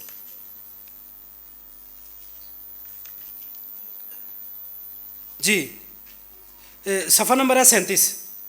सफ़र नंबर 37 है, कोट नंबर 194 है। बाइबल बता रहे हैं आपके इल्म में है कि यहाँ यूहन्ना ने इससे पेशते इस बरे को नहीं देखा था। यहाँ लिखा ध्यान, लेकिन अगर आप इसी कोड को इंग्लिश में ले, बाइबल के जिस टेबल में मैसेज पड़ा हुआ है वो ध्यान नहीं है। ध्यान का जो मतलब है वो फ़र्क है, जो देखना है उसका मतलब फ़र्क है। इसलिए उसने कहा आपके इल्म में है कि यहाँ यूहन्ना ने उससे पेशतर इस बरे को नहीं देखा था, क्योंकि इससे पहले किसका जिक्र नहीं किया गया था। इसलिए जब वो देख रहा था तो यूहन्ना ने सारे आसमान पर उसे नहीं देखा था, लेकिन वो सामने आता है। गौर कीजिए, बाइबल में कहता है गौर कीजिए, वो कहाँ से निकल कर सामने आया। बाइबल में फिर इस बात को रिपीट करते हैं कि वो कहाँ से निकल कर आया। वो कहाँ से निकल कर आया? बाप के तख्त अगा से निकलकर सामने आया। यानी कि बाप के तख्त अगा का मतलब क्या है? वो बाप में चला गया। जो हमने यूहन्ना के इंजील में पढ़ा, वो बाप में वापस चला गया और जाकर बाप में अब वो इंटरसेसर कर रहा है, अब वो शिफायत कर रहा है मेरी और आपके लिए। और जब वो शिफायत कर रहा है तो जहाँ वो उस वक़्त से बैठा था जब से वो ज़बा होकर दोबारा जी उठा, अब ये उस वक़्त से बैठा हुआ है। लिखा है जो जी उठा और खुदा के दाहिने हाथ जा बैठा। और खुदा का दाहिना हाथ क्या है? बाइबल ने कहा खुदा का दाहिना हाथ दाहिना इख्तियार है। और दाहिना इख्तियार क्या है? खुदा का बाप का वो दिल जिसमें बरा चला गया। और बाप का दिल क्या था? वो भेद, जो बरा ने उस भेद को रिसीव कर लिया। और जब बरा उस भेद को रिसीव करता है तो फिर बाइबल ने कहा वो हाथ जा बैठा जहाँ से वो शिफायत कर रहा है। वो आज एक दरमियानी की सीयत से अपने ही खून से लोगों की नदानी के लिए शिफायत कर रहा है। अब देखें, एक वही तो है जिस पर मैं भरोसा कर रहा हूँ। अब वो अब भी रंग कार्ड के साथ गुनाह को ढांपे हुए है, रंग कार्ड के साथ गुनाह को माफ़ करता है। तो बाइबल ने कहा हमारा जो मेल मिलाप है, जो पौलुस रसूल कुरिन्थियों की किताब में बता रहा है कि वो मेल मिलाप क्या हमारा क्रूस पे हुआ? जो हमारा मेल मिलाप है क्या वो क्रूस पे हुआ? बाइबल ने कहा क्रूस पे हमारा मेल मिलाप नहीं हुआ। क्रूस पर तो कीमत दी गई, क्रूस पर तो दाम दिया गया, क्रूस पर तो उसने खून बहाया। मेल मिलाप का काम किसी और जगह से शुरू हुआ है, मेल मिलाप का काम क्रूस पे नहीं हुआ। और जब हम देखते हैं कि शिफायत तो बाइबल ने कहा तो फिर शिफायत कहाँ से शुरू हुई? क्या वो शिफायत उसने शागिर्दों से शुरू की? नहीं, शिफायत वापस आदम के पास जाना पड़ा। और बाइबल ने कहा 40 जी उठने के बाद यीशु मसीह 40 दिन के बाद आसमान पर चले गए। 10 दिन के बाद रूह कुदस नीचे उतरा। तो बाइबल ने कहा 10 दिन का जो गैब था उसमें क्या हो रहा था? वो 10 दिन का जो गैब था, बाइबल यीशु मसीह ने कहा मैं जाता हूं तुम्हारे लिए दूसरा मददगार भेजता हूं। तो खुदा ने तो कह दिया, वो तो उसी वक्त आना चाहिए था, लेकिन 10 दिन लेट हुआ। वो 10 दिन क्या होता रहा? उस 10 दिन के अंदर बाइबल ने कहा क्या होता रहा? अगर बाइबल ने कहा कि वो बाप में जाकर शिफायत करता रहा तो वो शिफायत का काम कहाँ से शुरू हुआ? आदम से। मुकदमा कहाँ से शुरू हुआ? आदम से। गिरावट कहाँ से आई? बागे अदन से। अब वो उनको क्लियर करता करता करता करता आगे चलता आ रहा था। केस के बाद केस आ रहा था। मूसा ने गलती की, 2 बार लाठी मारी। दाऊद ने गलती की, उसने गलती की। और इसीलिए बाइबल ने कहा 10 दिन लगे पुराने ऐतनामे को क्लियर करते हुए। 10 दिन लगे पुराने ऐतनामे को क्लियर करते हुए। फिर 50वें दिन 120 की जमात के ऊपर वो रूह कुदस उतरा। और जब 120 की जमात पर रूह कुदस उतरा तो भाई ब्रैनम ने कहा वो रूह कुदस क्या था? वो रूह कुदस क्या था? वो रूह कुदस क्या था? वो दस्तावेज के कागज थे। भाई ब्रैनम ने कहा वो उनको क्लियर कर रहा था। आदम को क्लियर किया, दाऊद को क्लियर किया, मूसा को क्लियर किया, दानियल को क्लियर किया, उन तमाम नबियों को बाइबल ने कहा उनको क्लियर करता हुआ चला आ रहा था। और जब क्लियर करता हुआ आया तो फिर 50वें दिन रूह कुदस नीचे उतर कर आया 120 की जमात पर। और बाइबल ने कहा वो रूह कुदस क्या थे? दस्तावेज के कागज। वो दस्तावेज थी, वो कागज थे जो उसके पास, जो दस्तावेज लेकर वो नीचे उतरा। उसने कहा मैंने तुम्हें क्लियर कर दिया है। उसने तो आसमान पर हमें पहले से ही क्लियर कर दिया। ये तो अब आसमान पर तेजी से काम होता है, जमीन पर स्लो काम होता है। वो पहले ही काम कर चुका है। अब वो जिस तरह मैसेज प्रीच हो रहा है, लोगों के पास मैसेज जा रहा है, लोग उसको कबूल कर रहे हैं। आमीन। तो नबी ने कहा कि जो नीचे उतर के आया वो दस्तावेज थे, वो उनको क्लियर करता रहा। और इसी मैसेज के अंदर नबी ने कहा वो दस्तावेज के कागज थे जो इसको 20 की जमात पर उतरे। हम इसी कोड में देखेंगे, ईस्टर सील में बहुत खूबसूरत मैसेज है। भाई ब्रैनम ने कहा जिसने मोहरों की किताब नहीं पढ़ी, अगर मोहरों की किताब पढ़ी होती, जो कहते हैं हमने 5 बार पढ़ी है, हमने 10 बार पढ़ी है, हमने 20 बार मोहरों की किताब पढ़ ली, लेकिन समझ नहीं आई। अगर समझ आई होती तो पुरानी सोच को छोड़ा होता, समझ आई होती तो भूगोल को छोड़ा होता, समझ आई होती मोहरों की किताब की तो वो सब कुछ पुराना खत्म होता, फिर नया शुरू होता। नया कुछ नहीं है। तो कहता है मोहरों की किताब पढ़ ली। मोहरों की किताब मैं कहता हूं कि जितनी दफा पढ़ी जाए उतनी दफा ही कम है। हर बार इसमें से नई चीजें निकल कर आती हैं, हर बार। तो भाई बहनों ने कहा कि जो रूह कुदस नीचे उतरा 120 की जमात के ऊपर, वो दस्तावेज के कागज थे। और यिर्मयाह की किताब के अंदर भी जब हम पढ़ते हैं तो भाई ने यहाँ से मैसेज प्रीच किया है वो कागज़ों को। तो इसी ईस्टर सील के अंदर भी भाई बहनों ने कहा वो दस्तावेज के कागज़ थे। ईस्टर सील कोड नंबर है इसका 101 से मैं पढ़ना चाहता हूँ आपके लिए। अब देखें, ईद पेंतिकॉस्त के दिन तक पहुँचने तक अपनी मलकियत को जाहिर करने के लिए दस्तावेज को हासिल किया। क्या आप जानते हैं मलकियत ज़ाहिर करने वाली दस्तावेज क्या है? जी आगे सुनिए। जब एक दस्तावेज शराइत पूरी करके छुड़ा ली जाए तो वो अपनी मलकियत ज़ाहिर करने वाली दस्तावेज को लेने गए और वो जलाए गए। क्या ही सुनसानी खेज बात है। उन्होंने ज़मीन खरीद ली।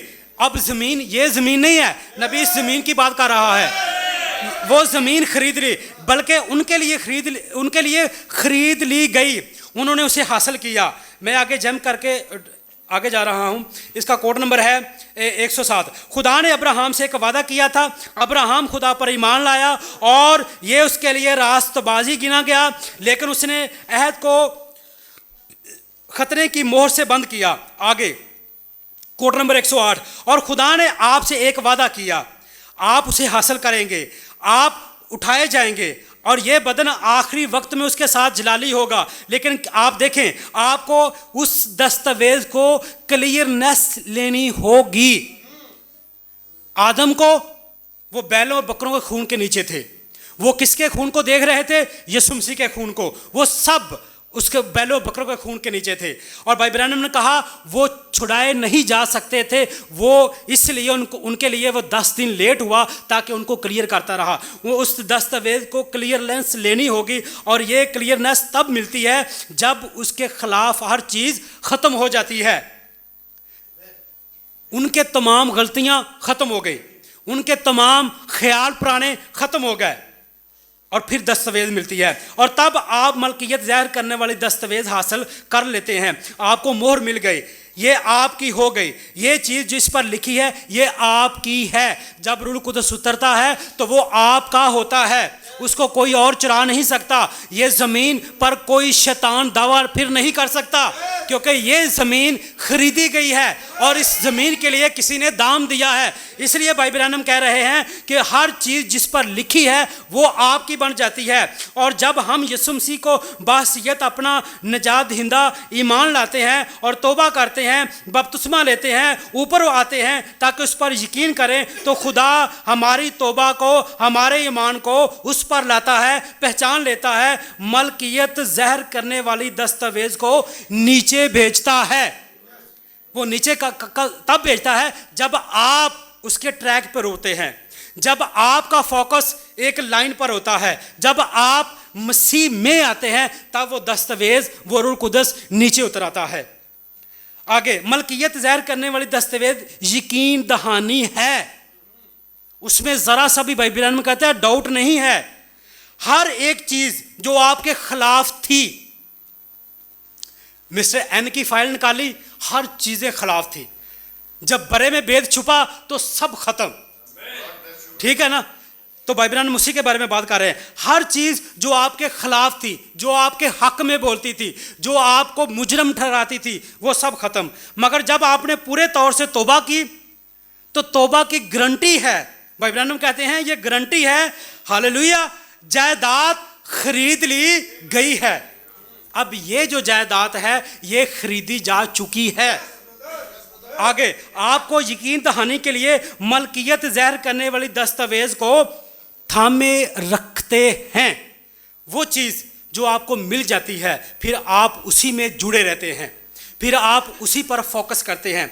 आगे इसको और ज़्यादा बाइबल हम क्लियर कर रहे हैं 110 कोड के अंदर। कोई आपको ज़मीन से निकालने की कोशिश करे तो आप कहते हैं ये मेरी है। अगर कोई आपको वर्गलाए, अगर कोई पुलिस आपके कान में आकर कोई बात करे तो आप उसे डांट सकते हैं। डांट उस वक्त दे सकते हैं जब आप खुदा के कलाम पर खड़े होंगे। जब आप खुदा के कलाम पर खड़े नहीं हो सकते तब तक आप उसे डांट भी नहीं सकते। तो भाई बहन ने कहा कोई ज़मीन से निकालने की कोशिश करे तो आप कहते हैं ये मेरी है, क्योंकि आपके हाथ में मलकियत ज़ाहिर करने वाली दस्तावेज़ है। ये वाली जो दस्तावेज है ये आपके हाथ में है, इसलिए आप उस पर पूरा कॉन्फिडेंस करते हैं। आगे ऐसा करने की कोशिश करने दें, मगर ज़मीन पर कोई कानून ऐसा नहीं कर सकता। फिर इस बॉडी पर कोई कानून लागू नहीं हो सकता जो पुलिस का कानून होता है, फिर इस बॉडी पर नहीं हो सकता, क्योंकि मलकियत ज़ाहिर करने वाली दस्तावेज आपके पास है। जी आगे, और जब आपके पास है तो मैं जम करके आगे जाता हूँ। मेरी बात सुनिए, नबी कह रहे हैं मेरी बात सुनिए। जब वो पेंतीकास्टर ग्रोह पेंतीकास्ट के दिन जमा थे तो वो खुदा की तरफ से उन्होंने मलकियत ज़ाहिर करने वाली दस्तावेज को हासिल किया। वो बालाखाना पे जमा थे, उन्होंने उस मलकियत को ज़ाहिर किया, और जब ज़ाहिर किया तो यकीनन उसने उनकी जानों को जलाली बना दिया। और जब खुदा उनकी जानों को जलाली बनाता है तो फिर वो दस्तावेज़ आपके हाथ में आ जाती है। और वो दस्तावेज़ कोई डॉक्यूमेंट्स नहीं है, वो दस्तावेज़ रूह कुदस है जो आपको मिल जाता है। और जब रूह कुदस आपको मिलता है तो फिर आप की जो ज़िंदगी है वो ज़रा मुख्तलिफ होती है, पहले वाली नहीं होती, पुराने वाली नहीं होती, फिर ज़रा मुख्तलिफ हो जाती है। इसलिए पौलुस रसूल कहता है कि अगर कोई मसीह में है तो वो नया मखलूक है। और मेल मिलाप की खिदमत किसके सुपुर्द की गई? हमारे सुपुर्द की गई। और जब मेल मिलाप की खिदमत हमारे सुपुर्द की गई तो फिर हम उसी मेल मिलाप को मसीह के साथ करवाते हैं जो कि खुदा का बरा है, हम उसके साथ मेल मिलाप कराते हैं। और जब हम मेल मिलाप कराते हैं तो फिर हम मेल मिलाप कैसे कराते हैं? मसीह के साथ। और जब मसीह के साथ मेल मिलाप कराते हैं तो फिर मसीह कहता है शिफायत के दिन ख़त्म हो चुके। अब शिफायत जो इंटरसेसर है उसके दिन ख़त्म हो चुके, नबी कह रहे हैं उसके दिन ख़त्म हो चुके हैं। अब बरा के अंदर जो भेद था, जो बरा के अंदर मिस्टर एन का भेद था, वो बनाए आलम से पेशतर किस में था? बरा में। और जब बरा में था तो बरा में वो भेद क्या कर रहा था? आइए ज़रा हम उसे देखते हैं, उस बरा को और उस भेद को, जो मिस्टर एन का जो कि गाजी रोड पे रहता है, आप जानते हैं ना। God bless you.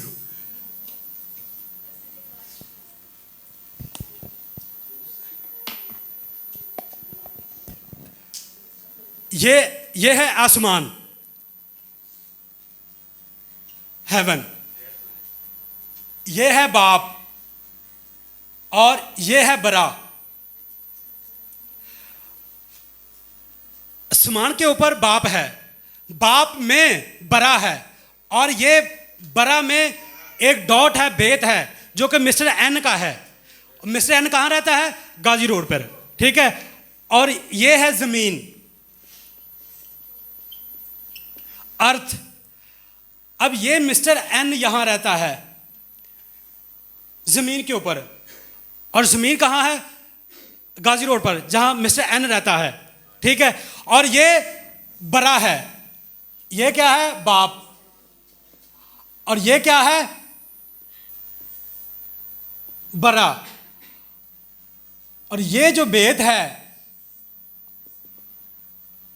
Mister N का वो यहां पहले से ऑलरेडी मौजूद था। बनाए आलम से पेशतर, फाउंडेशन ऑफ द वर्ल्ड, यानी कि अभी ज़मीन नहीं बनाई गई, लेकिन मिस्टर एन का जो बेद था वो बरा में ऑलरेडी पहले ही था। ठीक है, वो ऑलरेडी पहले ही उसमें बेद मौजूद था।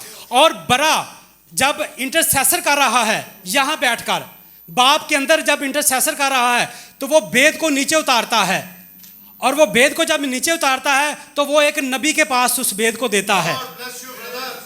वो एक नबी के पास बेद आता है। बरा डायरेक्ट मिस्टर एन से नहीं मुलाकात करता, वो एक नबी को भेजता है। नबी ने मैसेज प्रीच कहाँ किया? यूएसए में। और यूएसए से मैसेज ट्रैवल करता हुआ कहाँ आया? पास्टर साजिद के पास। पास्टर साजिद से मैसेज घुमा। आमीन, हालेलुया। अब बेत बरा ने कहाँ दिया? नबी को। नबी से मैसेज ट्रैवल किए कहाँ हुआ? यूएसए में। यूएसए से मैसेज ट्रैवल हुआ पास्टर साजिद के पास। पास्टर साजिद से मैसेज कहाँ गया? भाई आशर के पास। भाई आशर से मैसेज कहाँ आया? भाई लूका के पास। और भाई लूका से मैसेज घूमता हुआ कहाँ आया? मिस्टर एन के पास, जो कि गाजी रोड पे रहता है। आमीन, हालेलुया, जो कि गाजी रोड पे रहता है। इसलिए भाई ब्रैनम ने कहा ये जो पॉइंट था जहां बाप बैठा है और बाप के अंदर बरा है, बरा इंटरसेसर कर रहा है, शिफायत कर रहा था मिस्टर एन की बनाए आलम से पेशतर, और फिर मिस्टर एन बच गया। आमीन। इसी तरह और भी नाम हैं जो इस बरा में मौजूद हैं।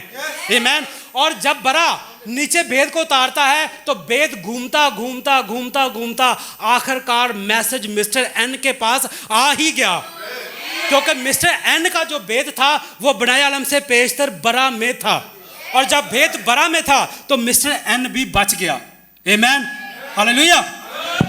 और जब मिस्टर एन बच जाता है तो एन कहाँ रहता है? गाजी रोड पर। और जब वो गाजी रोड पर रहता है तो वो बेचारा बच ही गया। आमीन, हालेलुया। अच्छा, तो पौलुस रसूल इसीलिए कहता है कि मेल मिलाप की खिदमत किनके सुपुर्द की गई? हमारे सुपुर्द की गई। और जब हमारे सुपुर्द हुई तो ये मेल मिलाप हो रहा था बरा का नबी के साथ, नबी से पास्टर साजिद के पास, पास्टर साजिद से ब्रदर आशर के साथ ये मेल मिलाप चल रहा था। और ये मेल मिलाप घूमता घूमता घूमता घूमता यहाँ तक पहुँच गया। इसलिए पौलुस रसूल कहता है कि मेल मिलाप की खिदमत किनके सुपुर्द की गई? हमारे। वो खिदमत जो कलाम की थी, कोई मेल मिलाप की खिदमत नहीं बगैर मेल मिलाप के कलाम के साथ। आमीन। तो वो बरा जो, अब भाई ब्रैनम ने कहा जिसके पास बेद था उसके पास मिनिस्ट्री थी। अब मेरे पास भेद नहीं है तो खिदमत भी नहीं है। नबी के पास भेद था तो खिदमत भी नबी के पास ही थी। ये भेद किसी और रॉबर्ट्स के पास नहीं उतरा। ये भेद किसी और कोई सीनियर, कोई बॉस, जो कहते हैं फलां फलां डॉक्टर के पास ये भेद नहीं उतरा। ये भेद किसके पास उतरा? एक नबी के पास।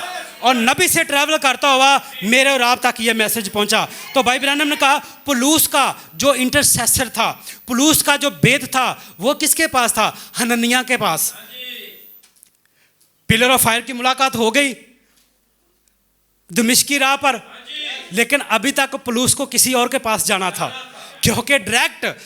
अब यहां भी एक भाई ब्रैनम ने कहा एक खास बात है, जब मसीह की मुलाकात पौलुस से हो गई तो फिर वो हननिया के पास उसे क्यों भेज रहा है?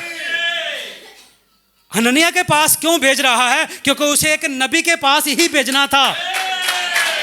नबी के पास भेद है और कलाम किसके पास आता है? नबी के पास। वो जो ख्वाजा सरा जो यशाया का 53 बाब पढ़ रहा था, उसका भेद किसके पास था? फिलिप्पस के पास। वो पढ़ता जा रहा है। उसने कहा रूह कुदस ने उसे उठाया और उसके पास लेकर आया, और उसने कहा क्या जो तू पढ़ रहा है क्या तू इसे समझता है? उसने कहा अगर मुझे कुछ समझाएगा तो मैं समझूंगा। तो उसने उसे समझाया, और जब फिलिप्पस ने उसे समझाया तो उस ख्वाजा सरा का जो इंटरसेसर था, जो दरमियानी बना, वो फिलिप्पस बना। पलूस का इंटरसेसर कौन बना? हननिया। मिस्टर एन का क्या कौन बना? नबी। ठीक है, हम सब का नबी बना क्योंकि नबी दरमियान में खड़े। तो भाई ब्रैनम ने कहा क्या वो मूसा था जो अपने लोगों के लिए शिफायत कर रहा था? नहीं, वो मूसा नहीं था जो अपने लोगों के लिए शिफायत कर रहा था। वो मूसा नहीं था, ना ही वो दाऊद था जो पहाड़ पर रोया, ना, उसमें मसीह की रूह थी। मसीह की रूह थी जो वो लेकर पुराने अहदनामे के नबियों को जब उन पर मसा आता था तो उन्होंने 2000 से भी ज्यादा दफा कहा खुदावंद यूं फरमाता है, और वो पूरा हुआ क्योंकि उनके पास मसा शुदा कलाम था। और जब उनके पास मसा शुदा कलाम था तो वो मसा शुदा शख्सियत बन जाते थे। तो अब जब बरा उस शिफायत को जो उसके अंदर थी, अब जब वो शिफायत को ख़त्म कर लेता है तो अगला पॉइंट आता है जजमेंट का। फिर वो शिफायत नहीं रहती, फिर वो रहमगाह नहीं रहती, फिर वही रहमगाह दालत बन जाती है। और जब दालत बनती है तो फिर कोई और चीज़ें जो होती हैं वो सामने आती हैं। जब दालत बनती है तो फिर और चीज़ें आती हैं। मैं इसी मोहरों की किताब पहली मोहर में से मैं आपके लिए रखूँगा कोड नंबर 125 है।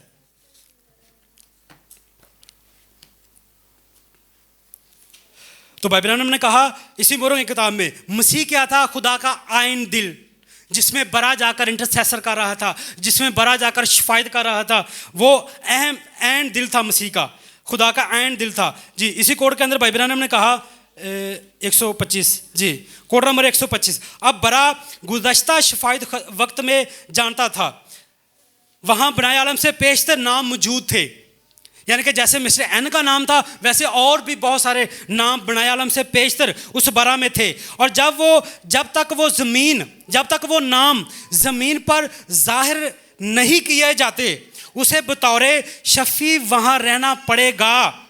क्या आप इसको समझ गए? अच्छी बात है। आगे भाई ब्रैनम कहते हैं उसे वहाँ ठहरना पड़ा क्योंकि वो उनके लिए जान देने के लिए आया जिनको खुदा ने अब्दी ज़िंदगी के लिए मुकर्रर किया था। उसने इल्मे साबिक़ के ज़रिए इन्हें देखा अपनी मर्ज़ी से। उसकी मर्ज़ी तो ये थी कि कोई हलाक ना हो, लेकिन अपने इल्म के मुताबिक वो जानता था कि कौन हलाक होगा और कौन नहीं। चनाचे जब तक ऐसा एक भी नाम है जिसका अभी तक ज़मीन पर लान नहीं हुआ, नाम बनाए आलम से पेशतर बरा में थे, लेकिन अभी वो नाम डिक्लेयर नहीं हुआ, अभी वो नाम बोला नहीं गया, अभी वो नाम शामिल नहीं हुआ। लेकिन नाम शामिल होने से पहले वो बेद नबी ने प्रीच कर दिया है। अब जब वो नबी ने प्रीच किया तो मैसेज ट्रैवल करता करता करता करता वो नाम आखिरी नाम के पास भी एक दिन वो मैसेज जाएगा और वो उसे कबूल करेगा। और नबी इसी के बारे में बात कर रहे हैं। लेकिन जो आखिरी नाम को साफ करने के लिए टब में धोया जाएगा, टब में यानी कि उसे बपतिस्मा यीशु मसीह के नाम में दिया जाएगा, तो उसके शिफायत के दिन पूरे हो जाएंगे। और जो नजस है वो नजस ही होता जाएगा और जो रास्ता है वो रास्ते ही होता जाएगा। जब वो रहमगाह को छोड़ता है तो फिर वो दालत बन जाती है। फिर वो रहमगाह को जब छोड़ता है तो फिर वो क्या बन जाती है? दालत बन जाती है, फिर वो जजमेंट बन जाती है। तो भाई ब्रैनम ने कहा जब वो उसको छोड़ देता है तो फिर वो एक रहमगाह से उठता है, उठकर उस बुक को लेता है। बुक को लेने का एक्शन कह लें हो नहीं सकता जब तक बरा जहां शिफायत कर रहा था वहां उठकर जाके वो बुक को ले नहीं लेता। उसे वहां से उठना पड़ेगा जहां से वो शिफायत कर रहा है। शिफायत के दिन पूरे आसमान पर हो चुके, लेकिन बेत नबी के पास पहुंच चुका है। और जब बेत नबी के पास पहुंचा तो नबी उस बेत को प्रीच कर चुके हैं। और जब प्रीच हो चुका है तो वो आखिरी नाम तक भी चला जाएगा। और जब नाम तक जाएगा तो वो नाम आखिरी टप में आएगा और वो धोया जाएगा। और जब धोया जाएगा तो फिर रहमगाह का तख्त छोड़कर फिर वो दालत का तख्त बन जाता है। और जब दालत का तख्त बनता है तो फिर मिनिस्ट्री जो है वो चेंज होती है, बदलती है। और मिनिस्ट्री कैसे बदलती है? मैं इसे जरा मिटाने लगा हूं।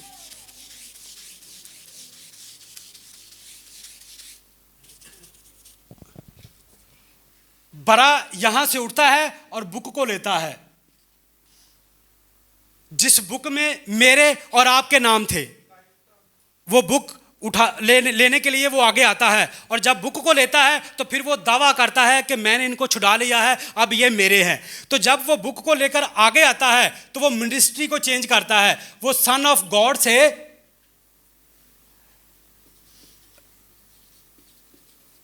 सन ऑफ मैन में आता है।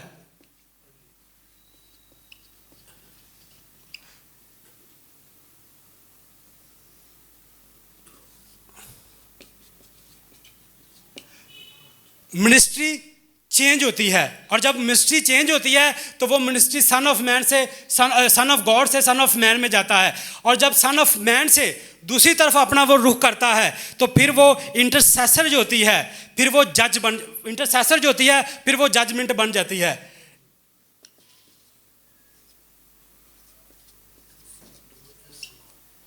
इंटरसेसर जो है वो क्या हो जाती है, जजमेंट बन जाती है, और जब जजमेंट बनती है तो यहां इस जजमेंट में वो बरा नहीं बनकर आ रहा। भाई ब्रैनम ने कहा जब वो पहली आमद में आया तो वो बरा बना, तो बरा का तल्लुक चरवाहों के साथ था, वो इसलिए चरवाहों के पास आया। अब वो बरा बनकर नहीं आ रहा, अब वो एक जज बनकर आ रहा है। तो भाई ब्रैनम ने कहा मैं उसके वकील के तौर पर खड़ा हूं। अगर वो वकील के तौर पर खड़ा है तो जज को किसके पास आना है, वकील के पास, और वो वकील कौन है, नबी, और वो नबी के पास ही आएगा। और जब ये जो जजमेंट है ये बदलेगी तो ये किंग में बदलेगी, और जब किंग में बदलेगी तो किंग में वो सन ऑफ डेविड कहलाएगा जी। और जब सन ऑफ डेविड कहलाएगा तो बाइबल में लिखा है कि तुम रास्तबाज जो हैं वो क्या करेंगे, रास्तबाज दुनिया का इंसाफ करेंगे। तो जब आप इंसाफ करेंगे तो आपको तख्त पर बिठाया जाएगा, तो जब आप तख्त पर बैठेंगे तो आप क्या हुए, बादशाह।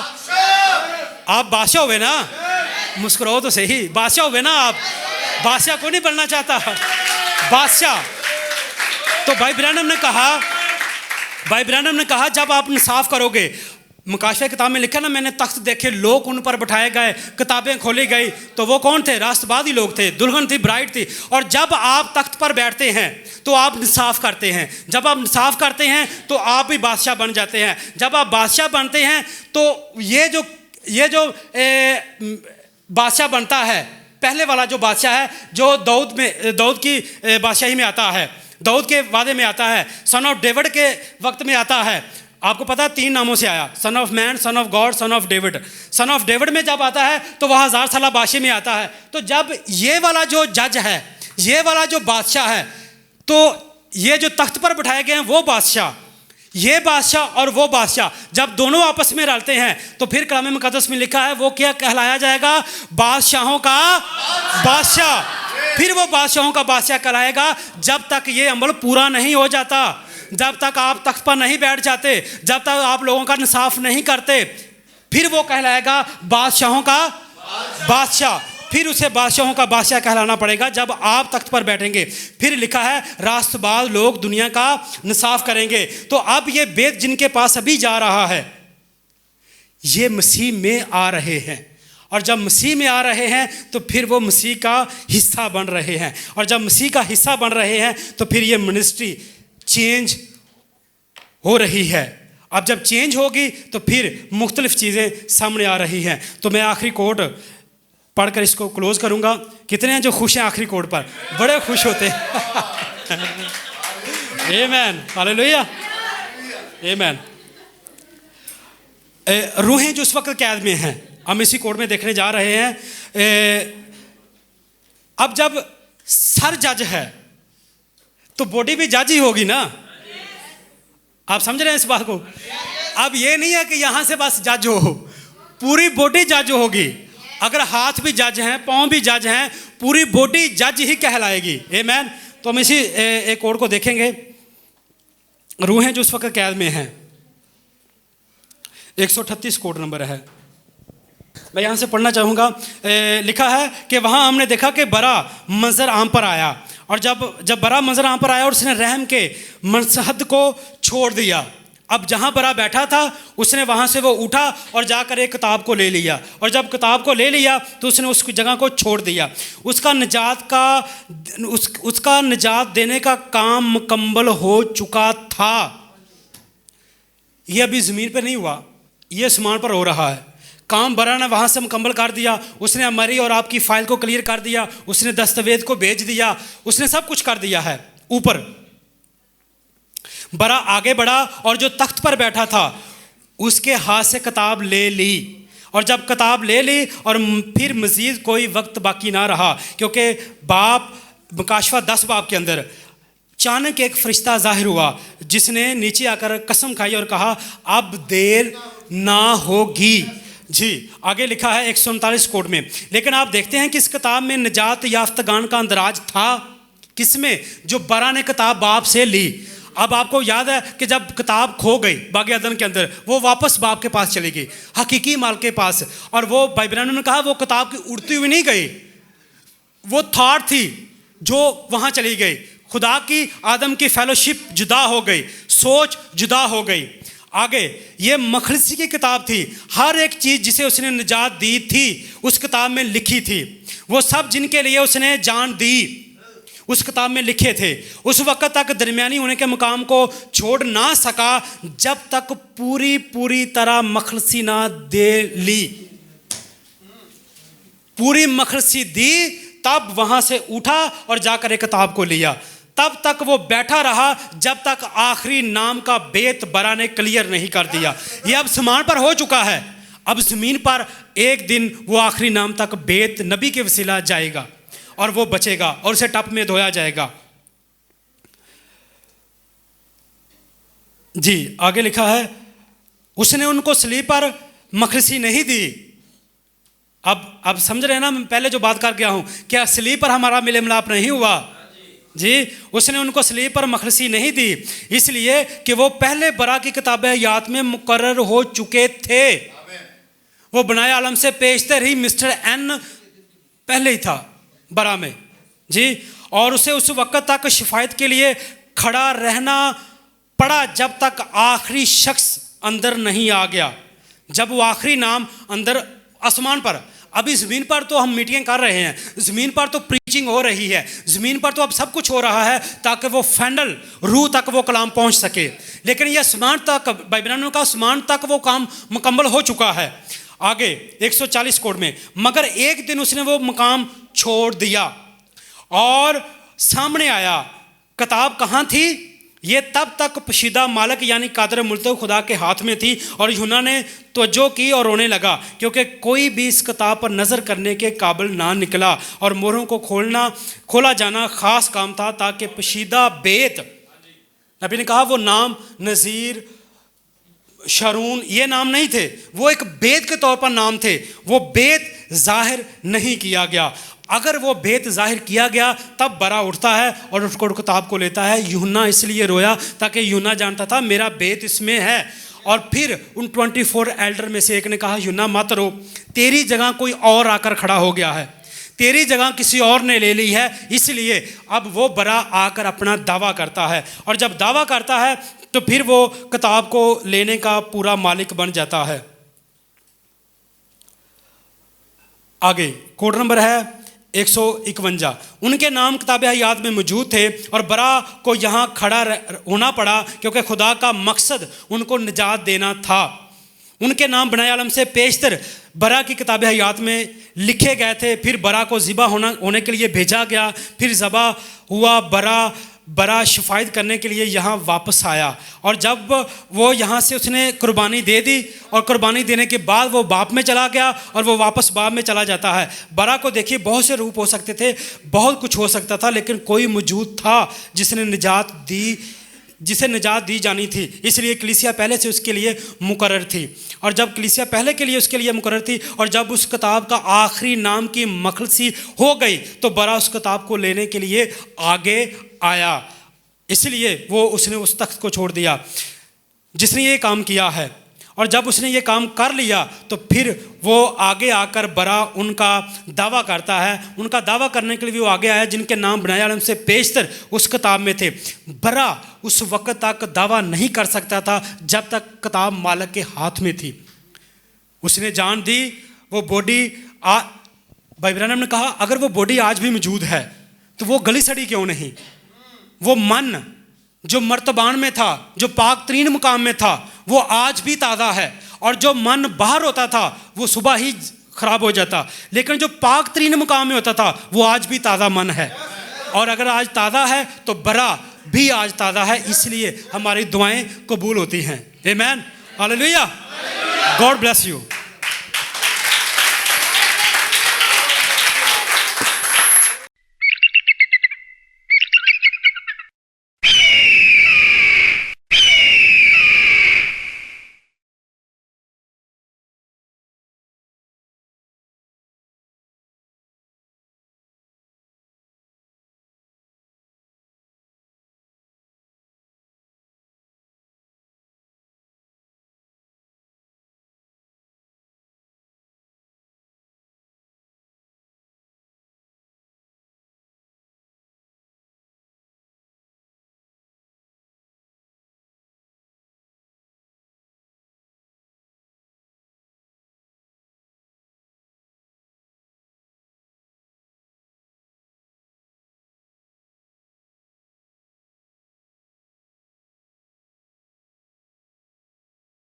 क्योंकि हमारे पास 4 जानदार हैं, मत्ती, मरकस, लूका और यूहन्ना। शेर, बैल, निशान और उकाब। मत्ती और लूका यीशु मसीह की पैदाइश से शुरू करते हैं।